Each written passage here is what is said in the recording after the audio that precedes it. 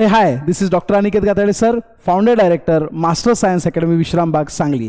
MST CET 2026 साठी apply करणाऱ्या विद्यार्थ्यांसाठी महाराष्ट्र CET सेलनी महत्त्वाच्या नोटिसेस जाहीर केलेल्या आहेत. त्यापैकी आधार कार्ड आणि अपार ID जनरेट करण्याबाबत. आधार कार्डवरील तुमचं नाव, तुमची जन्मतारीख ही तुमच्या 10वीच्या मार्कलिस्टनुसार, त्याचबरोबर फोटो आणि तुमचं आधार कार्ड हे तुमच्या मोबाईल नंबरशी लिंक असणं मॅन्डेटरी आहे. त्याचबरोबर अपार ID जनरेट करणं हे देखील महत्त्वाचं आहे आणि हे मॅन्डेटरी सुद्धा आहे.